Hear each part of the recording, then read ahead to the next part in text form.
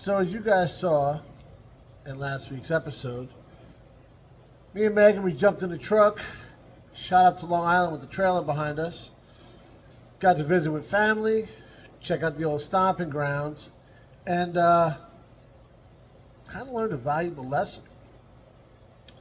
You see, it's not every day that you see a car from your childhood. Now, when I say that, I'm not talking about you're at a car show or you watched a movie or something like that and you saw a car that reminded you of something from your childhood. I'm saying you show up somewhere and there is the car that you saw all the time growing up. I want to talk about that because, like I said, guys, it doesn't happen every day. So, here's your Tuesday morning tech tip from Pugliese Speed Shop. Now, I know a couple guys who have owned a car for a long time. And a long time is also kind of a relative term, but like maybe how old you are, how long you've been driving, how long you've owned all of your other vehicles. Like, perfect example, my brother Joey. He's owned, I don't want to count how many. But I think his average lifespan for a vehicle is probably about 2 years, and I might be kind of generous on that. All right, but he's had his '89 GTA for over 20 years. So obviously that car is something special to him. You know, my dad had gotten it for him, like while he was still in high school. I think he blew it up while he was still in high school. He's probably got about 300 to 400 miles on that thing in the last 20-something years. But he still got it. And actually, it's still really clean and rust-free, which is also saying something, especially for the third-gen Trans Am. I'm not really somebody who should talk about not putting a lot of miles on a vehicle that you've had for a long time, because over that way, I have a 53 Pontiac that I think I've had longer than he's had that car, and we're going to leave that at that. You guys know Scrapman Ian. He's had his, I want to say, is it an 86 or an 83, 80, something, F100. He's had that for at least 10 years, and he's 24. So for him to own it for 10 years is saying something. And he got it from, I believe his aunt, so kind of a family thing. Similar to Chippy's situation. His parents brought that 85, brand new in 85. He got it in, I think he said 98. Did some things to make it his own. Perfectly normal there. And still got it. Now, he didn't put a ton of miles on it, and it was his daily driver for a little bit of time. But eventually, you know, it started sitting because, as we always talk about, life gets in the way. He needed to drive a truck to get his business going. And, well, that's what happened, right? It happens to a lot of people, but most people off that vehicle because it's just in the way.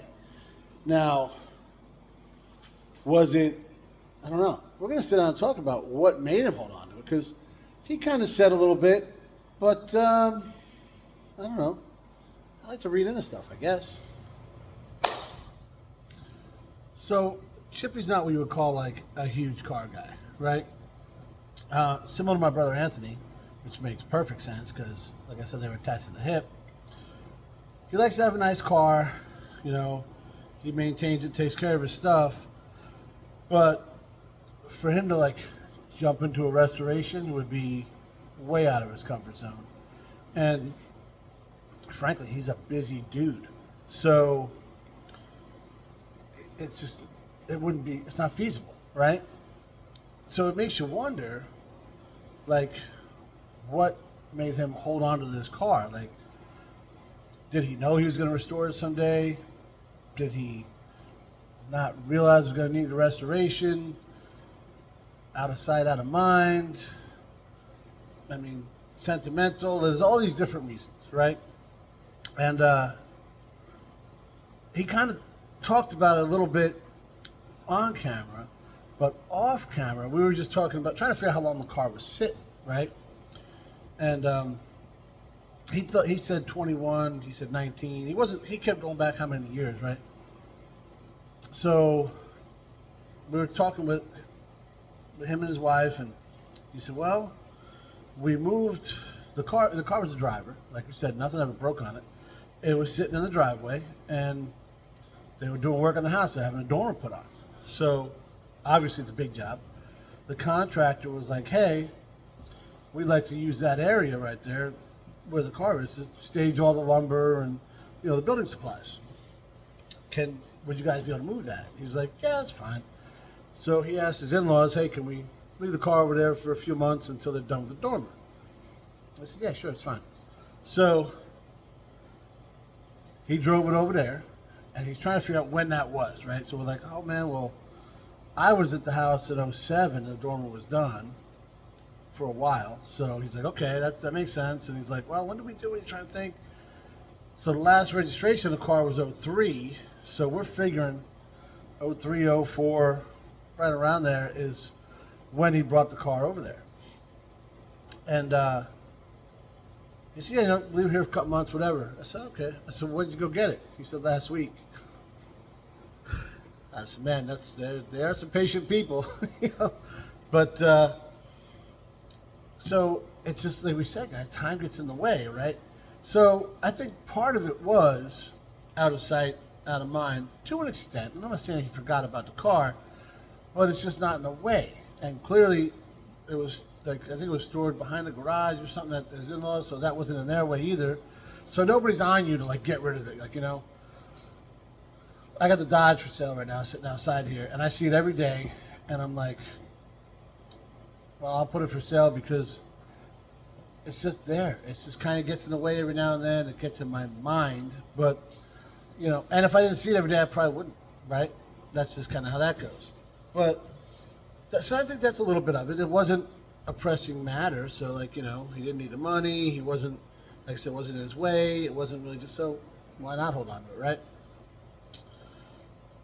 Sometimes there's guys, so my brother's another example, he had his Trans Am in like an enclosed storage for quite a number of years. He was out in California for a while, and he left it there in Pennsylvania. That's costing him money every month. So when people have cars in storage like that, they start doing math, and they're like, this ain't adding up, and they off the car. Luckily for Chippy, that wasn't a problem. And I think to an extent, you didn't think it was going to need a restoration because it was running fine. You park it, you don't realize how fast time goes, and next thing you know, you're dealing with, the rust and everything like that. That wasn't there when you parked it, but it wasn't climate controlled or nothing like that. Obviously, it was just sitting. Luckily, it was on concrete, so underneath is solid. But and sometimes you make what you think might be a mistake, but you're doing the right thing. And we talked about that later on that night while we were having some amazing burgers and dogs and desserts and all that. By the way, thank you very much. That was awesome of you guys to put us up like that and feed us. That was much appreciated. But yeah, so we were talking about it as sitting around, and Chippy's mom said, asked him, that's the other thing Chippy said, would have been better if I put a cover on it. And I said, man, I don't know, because a lot of times people put covers on stuff, and short term even, if it don't fit right, it rubs and wears the paint off, or worst case, it kind of holds in that moisture and corrodes everything. So the only parts that seem to be corroded, I'm thinking were like under a tree of some sort, the way that hood rusted. And maybe the bottom of that door where the drains are, that might have been plugged, and that's why that rusted out too. Maybe with pine needles or something like that. That happens a lot, and those pine needles they're awful for vehicles. So his mom says, hey, Chip, maybe it's a good thing you didn't do that and you didn't listen to me, because she told him, go put a cover on it, at least take care of it, So it's just one of those things, guys. These things happen. Everything kind of, I can't say enough, guys. Life gets in the way and things take a back burner. But the fact, and he nailed it in a video where he said, his father told him, hey, take the vehicle, take the car, it runs good. Because he was looking at a couple of the vehicles. He had some money and he wanted to buy something. He was looking, he mentioned like an Impala or this or that or whatever. And his dad says, just take the car, make it yours, put the money into that. And it already runs good. It's a nice car. Why not? So he said, okay, yeah. And he said, at first he's like, I don't know. And then he said, okay. And he said he's glad he did. Because his father said, hey, you'll appreciate it. One day you'll appreciate it. And he said, yeah, I'm glad I did. They always know, guys. They always know. So I had a similar situation with, the Le Mans that my mom had when I was a kid. It was my grandfather's car. He passed it to her, and I was chomping to get that thing, man. I love that car. And unfortunately, it got wrecked. So what are we going to do? Well, what I did was I got what I would call manufactured sentimental value, and I found the same car and bought it. Now, it needed a whole lot more than I thought it did, and that's why it's sitting out there right now. But this whole situation is getting me a little nostalgic, and really want me to finish that car. And I'm getting ideas here. Now, I know you're like, oh great, another project, Chaz. Well, no, it's still a project I've always had, but I'm kind of lining things up, and you'll understand maybe as things go on, but that's not what this video is about. This video is about preserving stuff, preserving what you have. So, back then, in the 80s into the 90s, G-bodies were, in the 80s, G-bodies were cool because they were affordable, but super cool and like cutting edge of style. And everybody loved them. They fit every style you could think. They had the SS's, they had like, the Monte Carlo SS's, they had the Cutlass Supreme, they had the Grand Prix, then they had like the Grand Nationals and T-types and stuff. So you had the nice luxury versions, then you had the sportier versions, whatever. Like I said, it could fit into anything. Now, forget about it. People making lowriders and the donks and God knows what else. But the platform is amazing, right? I mean, everybody had one. I had an 84 Grand Prix. My dad had an 81 Grand Prix. My cousin Michael had a 78 Monte Carlo. My brother Anthony had, I want to say, an 87. I think it's an 87 Cutlass. Everybody had one, right? And they were just, all of them were awesome in their own way. So it kind of made it easy to hold on to this Cutlass because it's always been a cool car. The thing is, you never know what the next hype is, right?